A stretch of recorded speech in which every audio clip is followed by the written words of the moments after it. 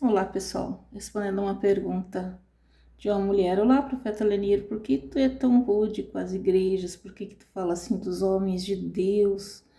Oh, os homens de Deus? Os homens de Deus são poucos. São poucos. Não falo dos homens de Deus. Eu falo dos ratos de alçapão, dos insetos. Você acha? Agora eu te pergunto, você que manda essa mensagem. Você acha que um homem de Deus, um homem que tem o Espírito Santo, que defende o Pentecoste, se acha que ele chega num nível de para acabar com o canal de uma pessoa? Você acha? Não, né? Não faz isso. Isso é só inseto que faz. Eu não fico perseguindo eles, não. Até que nem precisa, porque eles mesmos, o que eles fazem contra si mesmo, é fora de sério, né? Eles acham que passam desapercebido, né? Eu tenho trauma da igreja. Eu, Lenir, respondendo, tenho trauma da igreja desde pequeno.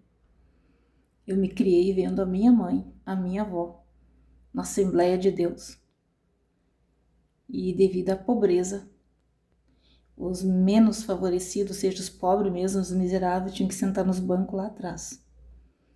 A minha irmã mais velha não tinha um chinelo para botar, então minha mãe entrava na igreja com nós, tudo pequeno.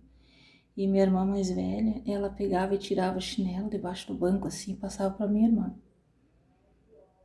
E eu e minha irmã mais nova, nós dormíamos debaixo do banco até terminar os cultos. A minha irmã mais nova dormia e eu ficava acordada. Minha avó tinha dom de cântico, minha mãe tinha dó de cântico, cheio do Espírito Santo. Oprimiam o Espírito Santo ali. O Espírito Santo não podia sobressair, só o pastor e a esposa.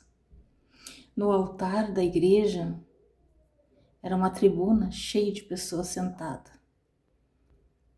Só do clubinho dele, clubinho da Luluzinha. Né? As filhas, nora, os genros, os netos, todo mundo ali. Os santos. E eu ficava acordada só vendo.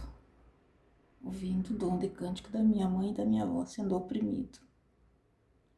E eu me criei dizendo, eu vou ser de tudo, menos crente. Menos crente. E fui de tudo, e um pouco, menos crente. E hoje eu não sou crente, eu sou cristã. Não estou sobre uma liderança de homem, não faço parte do sistema. E é isso. Hoje respondendo, hoje se cumpriu o que eu disse desde pequena. Não serei crente. A casa do pastor ficava nos fundos da igreja. Uma casa linda, belíssima. Eu olhava, eu tinha um sonho de morar somente só na área deles. Se minha família pudesse morar só na área deles. Na frente era uma igreja com um porão belíssimo. Minha avó dizia para minha mãe, eu vou lá pedir um pouquinho de cevada, de arroz, disso, dizendo, né, de trigo para o pastor. E casualmente, quando eu cheguei com a minha avó, ele estava saindo do porão, chaveando a porta, cheio de sacos, sacos de farinha de cevada. E ele disse, irmã Joana, como é que eu vou lhe dar? Isso aqui é de Cristo. Isso aqui é dízimo, oferta, sacrifício do povo. Eu não posso tirar das coisas de Deus para lhe dar. E minha avó humildemente baixava a cabeça e não saía. Recolhia na rua, nas tendas. Existiam as tendas, aquelas de madeira que vendiam fruta e verdura. A gente recolhia maçã estragada, aipim estragado, tudo que era estragado a gente ia levando para casa.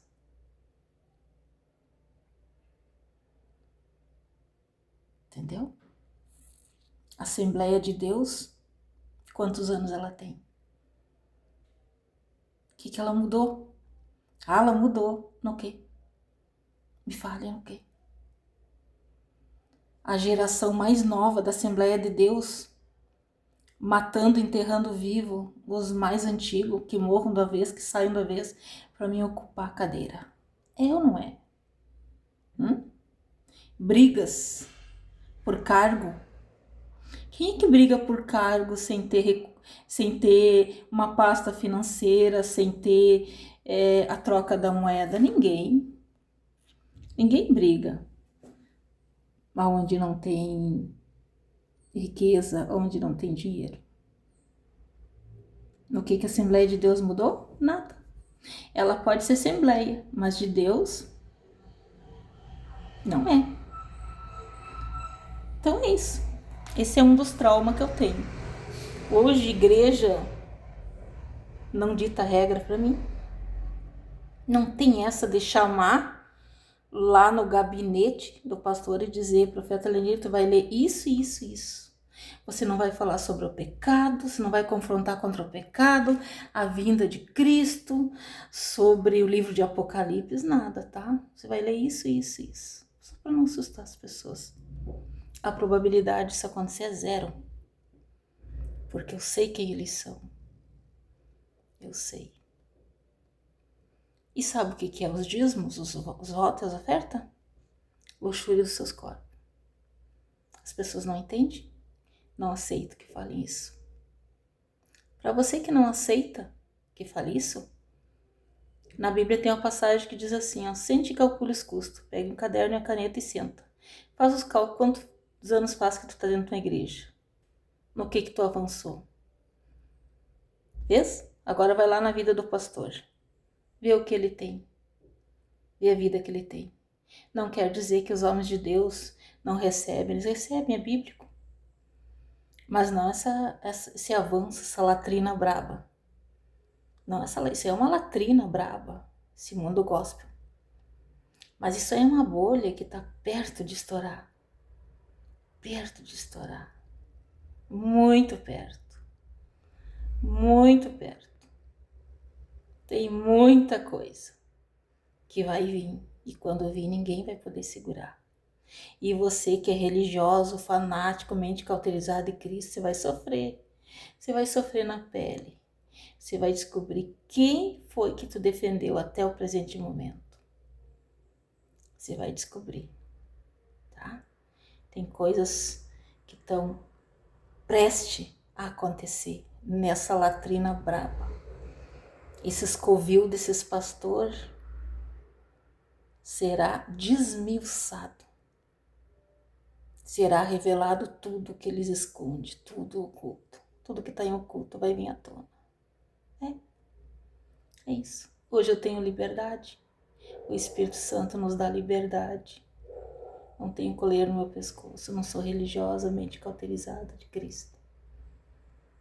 Não sigo a regra do homem. E eu trabalho. Certo?